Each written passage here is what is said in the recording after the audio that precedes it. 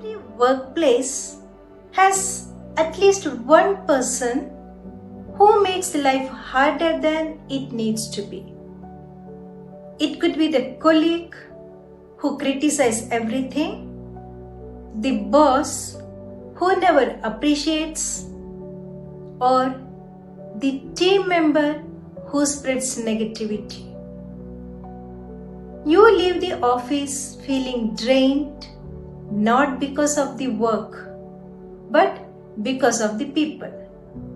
This is why we are starting the Workplace Wisdom series with the topic of toxic people at work. Because before you can grow in your career, you need to learn how to protect your peace. Welcome to 369 Unlimited You and the Workplace Wisdom series.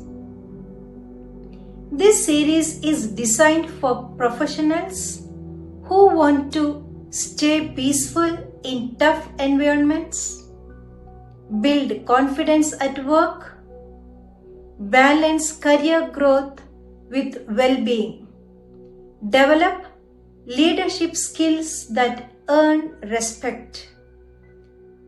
Every week I'll share a talk like this.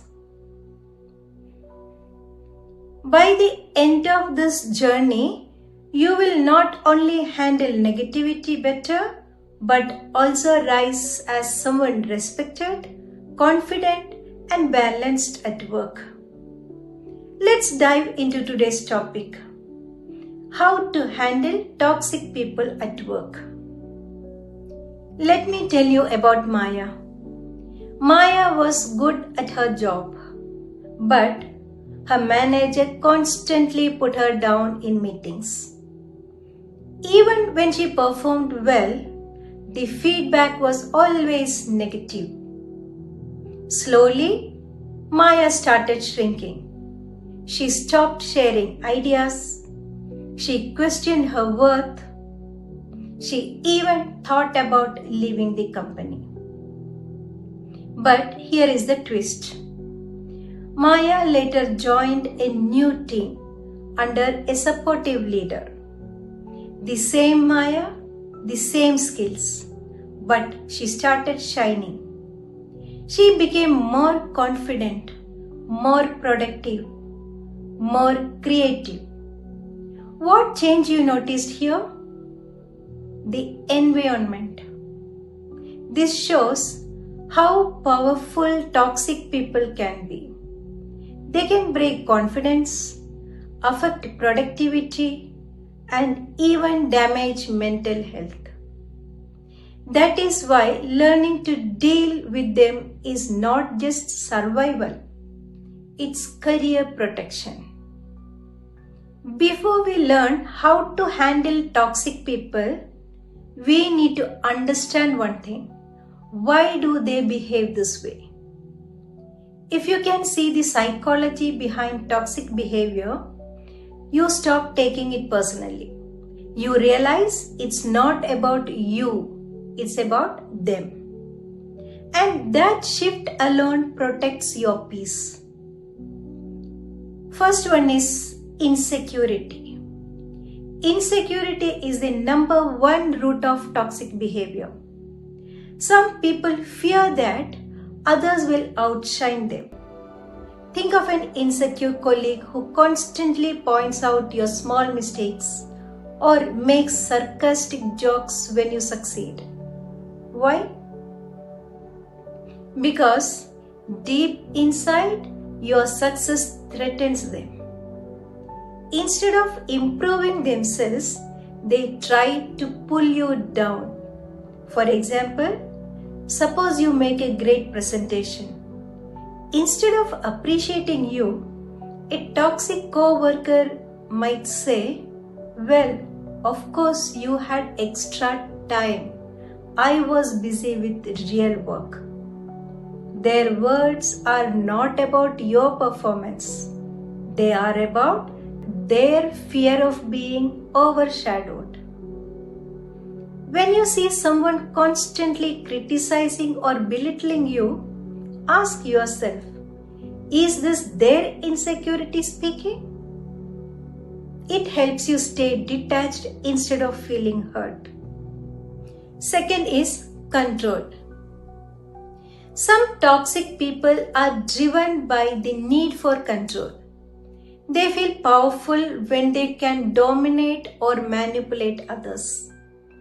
This shows up as micromanaging bosses, colleagues who spread rumors to divide people, or team members who pressure you into doing things their way. For example, a controlling boss might keep changing your tasks just to remind you who is in charge. It is less about work quality, more about power. The lesson is, when you realize control is their goal, you stop reacting emotionally. You start setting boundaries. Learn to say, I understand your concern, but I will follow the process we agreed on. That calm firmness weakens their control. Third is negativity habit. Some people are not insecure or controlling. They are just stuck in a negativity loop. They have trained their minds to always see the worst. Monday mornings are terrible. New ideas are pointless. Even good news becomes not that good enough. This behavior is often learned over years. Maybe they grew up in environments where complaining was normal. Now negativity has become their default language. One mini example. Imagine sharing a project update. We achieved 90% of our target. A negative-minded colleague instantly says, yeah, but what about the 10% we missed? Lesson learned from this is, when you recognize this as a habit and not reality, you stop absorbing their negativity. You can listen without carrying their heavy energy inside you. And then there is ego. Some toxic people simply want to feel superior, no matter what. They can't stand being wrong. They resist feedback. And they always need the last word. Even if you suggest something useful, their ego says, if it is not my idea, it is not valid. See this small story. In one office, a junior employee suggested a faster way to handle reports. Instead of appreciating it, the senior said, I have been doing this for 15 years. Don't tell me how to work. The idea was ignored, not because it was bad, but because the senior's ego could not accept being guided. Lesson: when you see ego in action, remember it is not about truth or fairness. It is about their need to feel important. Instead of clashing head-on, you can phrase things in ways that lower resistance, like, that is a great point. Maybe we can also add this.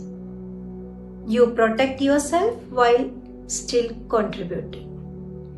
So, whether it's insecurity, control, negativity, or ego, toxic behavior is a reflection of them, not you.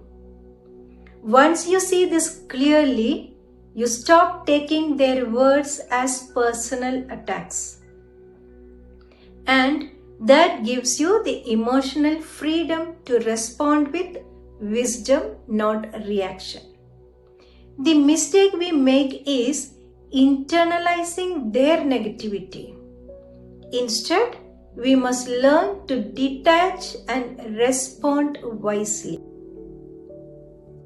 Let us check 5 core strategies. The first thing is, do not react, respond. Toxic people thrive on your reaction. So, pause, breathe, and keep your tone calm. Second one, set boundaries. Politely but firmly stop unnecessary interference. Example, you can say, I will consider your feedback. Let's get back to the task. Third one, document interactions. Keep records of all your communications. This protects you in case they twist stories. Now limit your exposure. Choose wisely whom you spend time with. Protect your mental space. Next, focus on growth. Instead of fighting them, invest in your learning, performance, and reputation. Now we see some examples. First one, Ravi's calmness. Ravi worked in a sales team. His manager was known for being harsh and insulting people in front of others. One day, during a team meeting, Ravi presented his report. The manager cut him off and said, "This is useless work. Even a trainee could do better." Everyone in the room froze. Now, most people in Ravi's place would either argue back or go silent in shame. But Ravi had learned something important. Toxic people feed on your emotional reaction. So, instead of snapping or shutting down, he took a breath and replied politely, "Thank you for the feedback.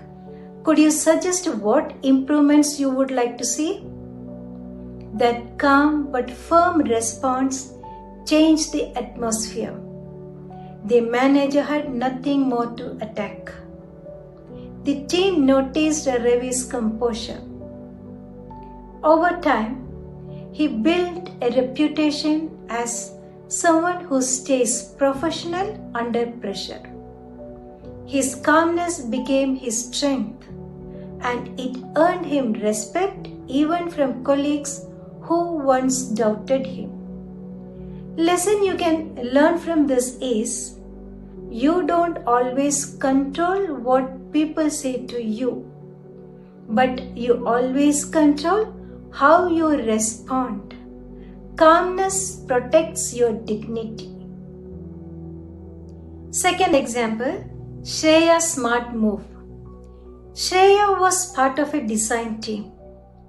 She had a colleague who often tried to take credit for her ideas.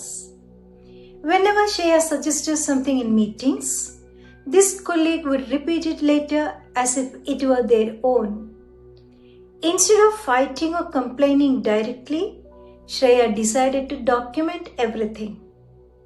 She started keeping email trails of her work, sending her ideas to the manager in writing, and maintaining clear records of her contributions.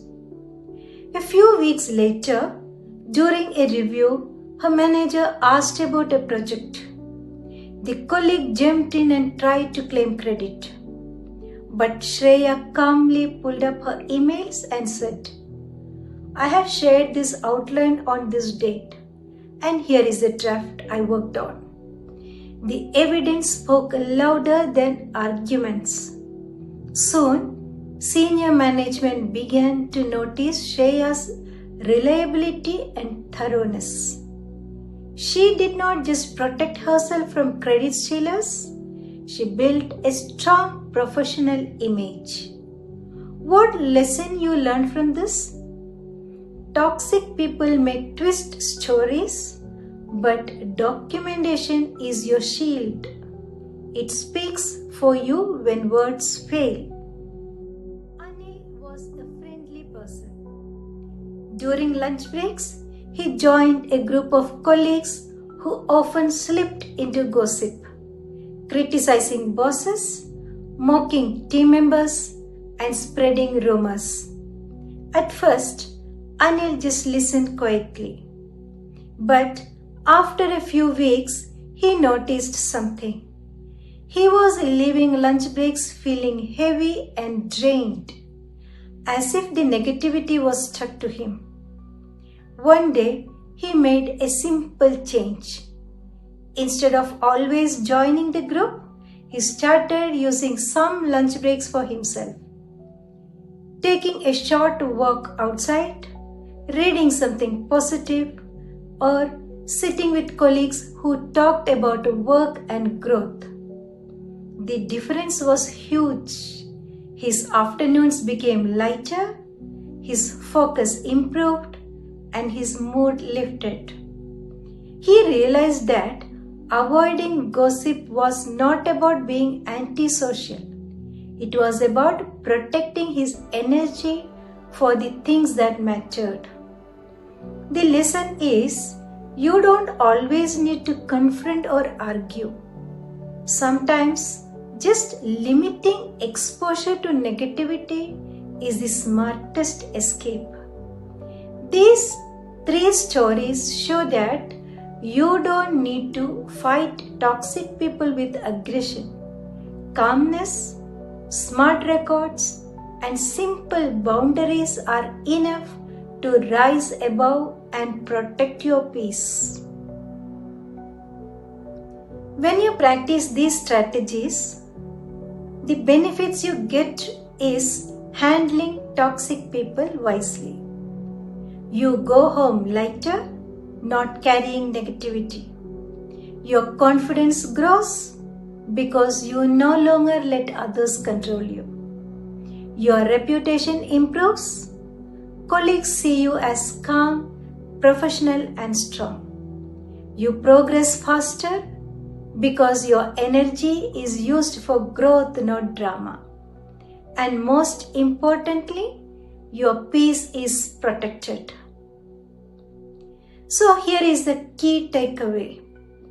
Toxic people don't need to change for your life to get better. You need to manage yourself wisely. Stay calm, set boundaries, protect your energy, and focus on growth. That's how you win, not by fighting, but by rising above. This is just the beginning of our Workplace Wisdom series. In coming episodes, we will explore how to deal with gossip, constant criticism, negative bosses, and so much more. Thank you for being here. This channel is all about protecting your peace and growing your career. Because success should never come at the cost of your mental well-being. If you found value in today's talk, stay tuned for the next episode. And remember, protect your peace, protect your power.